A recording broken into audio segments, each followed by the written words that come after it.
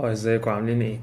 الفيديو دوت هيبقى كده عامل زي تريننج صغير. هعرفك فيه البلان اللي انت ممكن تمشي عليها او الخطة اللي تمشي عليها خطوة بخطوة لو انت عايز تحسن مستواك في اللغة، في English Communication او التواصل باللغة الانجليزية في اسرع فترة ممكنة. كمان الفايل دوت يعني هتلاقي لينك تحت في الفيديو في الديسكريبشن. ممكن تعمله داونلود، مش لازم تكتب اي حاجة وتاخد نوتس. ممكن تاخد نوتس بس يعني مش لازم تكتب كل اللي انا عامله في الفيديو دوت. ممكن تعمله داونلود. طيب عندنا الانجليش 4 ليفلات. عشان تتكلم انجليزي بطلاقة محتاج تخش في 4 ليفلات. هو انجليش بيجنر او الاي 1، بعدين عندنا الاي 2، وبعدين عندنا البي 1، وبعدين عندنا البي 2. وهنا انا بتكلم في سياق المحادثة. انت ممكن تلاقي نفسك مثلا بي 1 او بي 2 مش بتتكلم انجلش، فانا هتكلم هنا في سياق المحادثة. يعني لما هتكلم في A1 هتكلم ان انت بتبتدي تتدرب على المحادثة، مش هتكلم ان انت عارف ايه الفرق بين البوي اند جيرل بريزنت سمبل. الحاجات دي اوريدي انت المفروض تكون عارفها. بس انا هتكلم في التوبكس بتاعة المحادثة او الكوميونيكيشن. طيب اول حاجة في A1 لازم تكون بتعرف تعرف نفسك بالانجليزي. introducing yourself. يعني ايه مثلا اعرف نفسي بالانجليزي؟ تعرف تتكلم عن اسمك، سنك، وكمان انت منين. مثال مثلا my name is حسين مراد, I'm 27 years old, and I am from Cairo, Egypt. اوكي، احنا بنتكلم في A1. اوكي. numbers and dates. عارف الارقام والتواريخ. عارف مثلا لو انا قلت لك قول لي 699378، 600,099 699,379 مثلا. اوكي. الارقام التواريخ لازم تكون عارفها. وتتكلم عنها كمان في المحادثة. يعني انا مثلا قابلت يعني انا مثلا بصحى كل يوم بدري مثلا الساعة، يعني دي يعني ده وقت، مش dates. تكون عارف التواريخ عموما، يعني 4 من 4th of January, 6th of December, 4th of April. الأرقام والتواريخ لازم تكون عارفها. أوكي. طيب counting العد 1 2 3 4 5 لحد 100. saying the date اللي أنا هتكلمنا فيه. discussing prices. يقول لك مثلا how much is this AirPods، تقول لي مثلا it's $100 $200 $300. او تقول لي مثلا whatever الكرنسي بتاعتك، ب5 جنيه، ب7 جنيه، ب8 جنيه، ب10 درهم، ب80 ريال. whatever الكرنسي بتاعتك ايه، لازم تكون عارف تدسكس او تناقش الاسعار. الديلي روتين بتاعك talking about your day to day activities and schedules. بتعمل ايه كل يوم؟ I wake up in the morning at 7 a.m. I go to the bathroom, I wash my face, I have my skin routine, I do like 10 minutes meditation, I write down my goals. بكتب عن أهدافي, the things I would like to accomplish today, الحاجات اللي أنا عايز أحققها النهاردة. And I plan my day accordingly. بخطط ليومي بالطبع. And then you start talking about your day. Like, what do you do? Like, I work out, I follow a diet, I go to the gym, I meet my friends by the end of the day, or I watch YouTube videos, or I enjoy watching like a series on Netflix. Whatever it comes to your mind as a daily routine, you can say it. Anything. أي حاجة تيجي في دماغك هتتكلم فيها عن daily routine ممكن تقولها يعني. طيب تتكلم عن الفاميلي ديسكريبشن. تتكلم على الفاميلي ممبرز، مثلا اخوك، اختك، مامتك، باباك، خالك، عمك، اي شخص. يعني مش عايزين نخش بطريقه بيرسونال او بطريقه انا يعني اكون بتدخل في حياتك الشخصيه، بس انت تكون عارف ازاي تتكلم عن قرايبك وعلاقتهم ببعض وعلاقتك انت بيهم عامله ازاي. ان انت مثلا تقرب لهم ايه. تقرب لهم ايه؟ ده عمي this is my uncle، مثلا ابن عمي this is my cousin. الحاجات دي كلها. طيب ده كده ال A1 كله. دي المواضيع اللي انت محتاج تتعلمها وتتدرب عليها عشان تقول انا مخلص conversation A1. اوكي. طيب conversation A2. اول حاجة hobbies and interests. تتكلم عن الحاجات اللي انت بتحب تعملها، هواياتك يعني، والحاجات اللي انت مهتم بيها. For example, I love reading, I love listening to music, I love watching YouTube. I like to do yoga, do some sports. I like to do swimming. I like to run. I like to listen to podcasts. I like to record videos. I'm a content creator. I like creating content. Whatever you like to do, talk about it. طيب. Simple directions that giving understanding basing directions and locations. زي انت ممكن تدي مثلا النصيحة لحد ازاي يمشي مثلا في اتجاه معين او يروح منطقة معينة في مكان معين. لو مثلا go straight, turn right, امشي على طول, خش يمين. ان انت زي ممكن تنصح حد يعني بالحاجات اللي زي دي. اوكي طيب. ordering at restaurant. ازاي انت ممكن تطلب في مطعم مثلا اللي هو please I would like to have a coffee, please I would like to have a plate of rice, chicken and salad. Completely healthy. So describing your home. ازاي انت ممكن توصف بيتك يعني talking about your living place and rooms, features. تتكلم مثلا عن حاجات انت عارف, اوضتك مثلا, البيت اللي انت عايش فيه بيتكون من كام غرفة, التلفزيون فين, التلاجة, الحاجات اللي كل حاجة في البيت انت عارفها بتتكون من ايه. فدي vocabularies مهمة جدا لازم تكون عارفها وعارف تتكلم عنها. طيب talking about your دي قلناها. ده كده خلصنا ال A2 اللي هو الايه الاليمنتري. طيب B1 بقى intermediate, ده المستوى المتوسط. لو معظم الناس اللي بتجيلي في البروجرام بيبقوا جايين B1 و B2. making plans and invitations. ازاي انت ممكن تعمل خطط ودعوات. discussing future plans and inviting friends for activities. هنا بنستخدم بقى future simple present continuous ان انا اعبر عن حاجات, present simple برضو ان انا اعبر عن حاجات تحصل في المستقبل. present simple present continuous ممكن اعبر فيهم عن حاجات في المستقبل.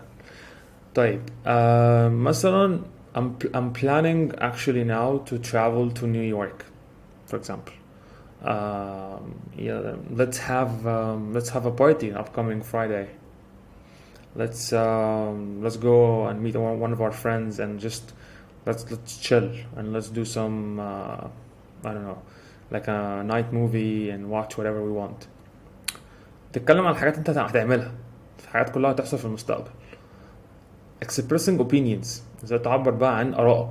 انا مثلا I don't like this person for a specific reason. انا مش بحب الشخص ده بسبب شخصي مثلا او بسبب محدد because he does 1 2 3 blah blah blah مثلا.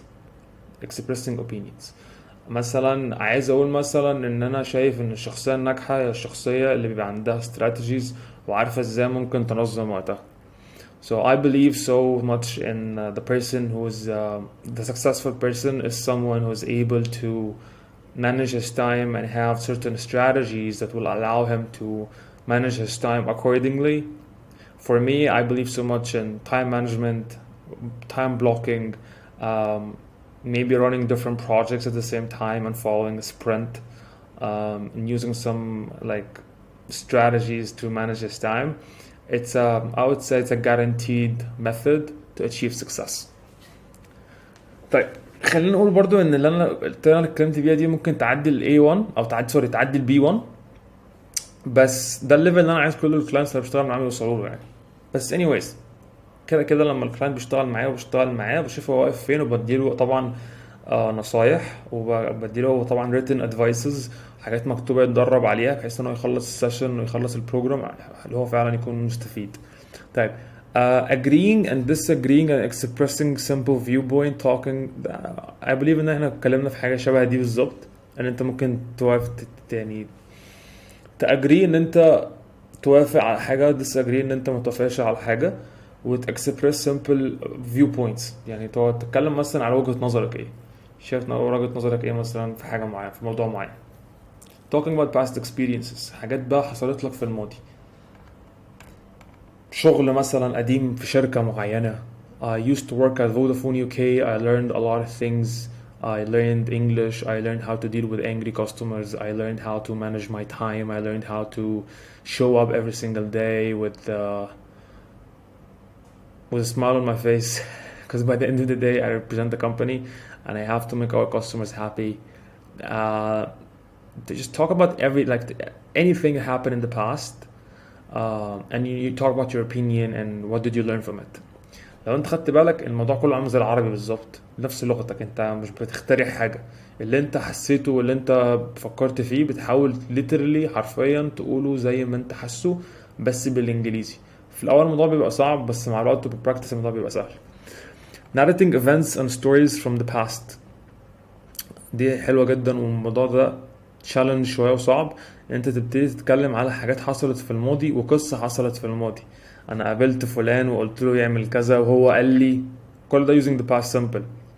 مثلا I remember back in the day I applied for one of the student activities at Isaac, and the girl actually kept asking me questions in English, and I couldn't keep up with her. Like my English was so bad, it was terrible.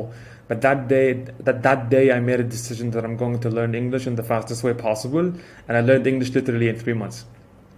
ده مثلا مثال او قصة انا بستخدمها لما اجي اتكلم عن حاجة مثلا في الماضي، او اتكلم على ايفنت او قصة حصلت في الماضي وعاوز ان انا استخدمها دلوقتي مثلا واحكي عليها دلوقتي. اوكي، shopping scenarios. اوكي، تتكلم على سيناريوز للتسوق، shopping. اوكي. engaging in conversation related to buying, selling and bargaining، الفصال. اوكي. طيب upper intermediate هو المستوى اللي فوق المتوسط، البي 2، وده المستوى اللي انت لو انت فعلا اتدربت على كل الحاجات دي انت تكون بتتكلم انجليزي وبتشتغل عادي في شركه مالتي ناشونال. يعني مش لازم تبقى سي 1 او سي 2 عشان تتكلم انجلش خالص. يعني انا I think ان انا بي 2، يعني ممكن سي 1. I don't care، يعني اهم حاجه انا اكون بشتغل حاجه يعني I enjoy، او بشتغل حاجه it fulfills one of the areas in my life. هو ده اهم حاجه ده في وجهه نظري، يعني برضو وجهه نظر حسين، يعني مش شرط ده يكون applicable لكل الناس، بس انا دايما الكويس ده او الفيديو دوت انا بعمله للناس العمليه اللي عايزه تشتغل بالانجلش same thing like me، يعني ويبقى يكون عندهم experience شبه بتاعتي. طيب هبقى اوريكم الاكسبيرينس بتاعتي by the end of this video. طيب discussing news and current events، نتكلم على الاخبار واحداث دلوقتي.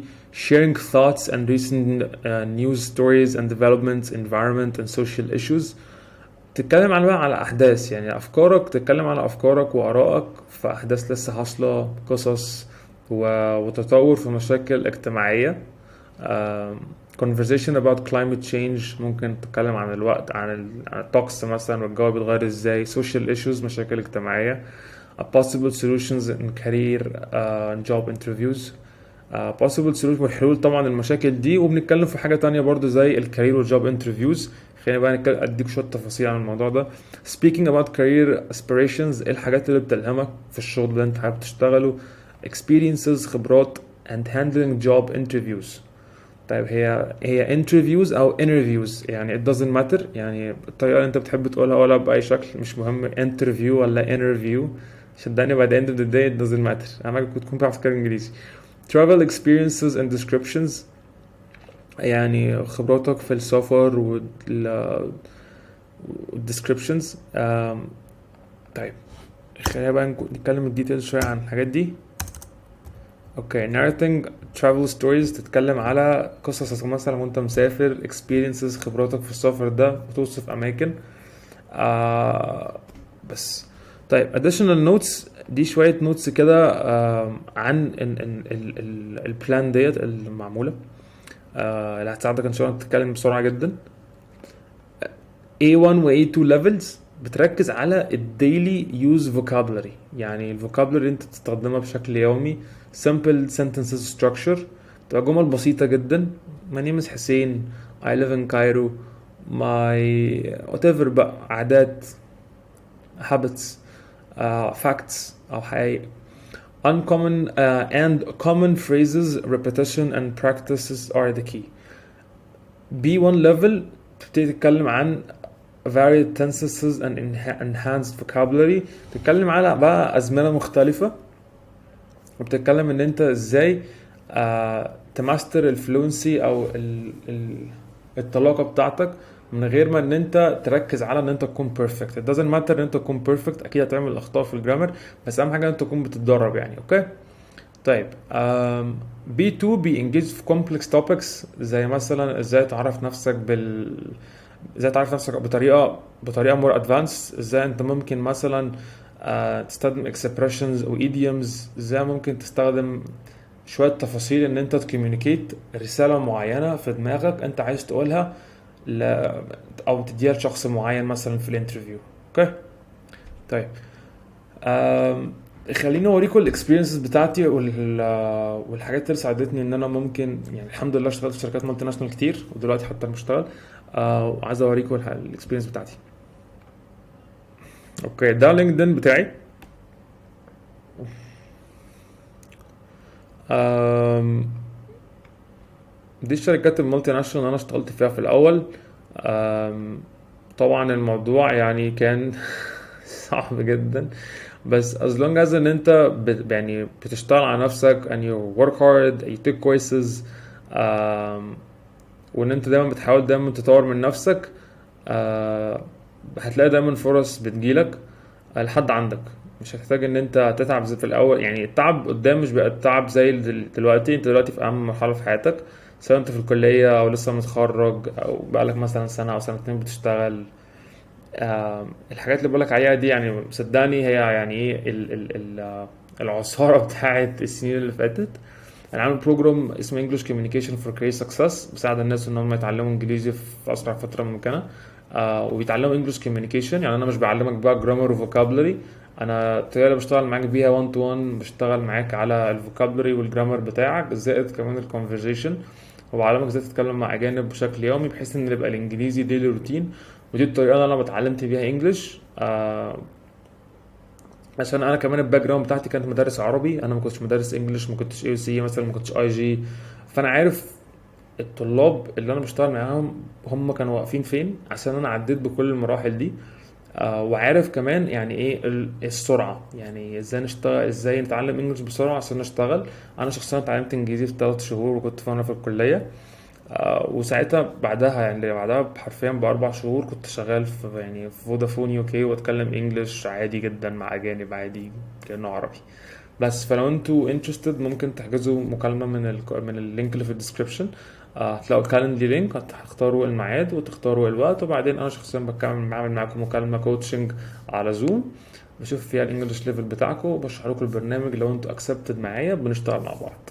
بس ثانك يو.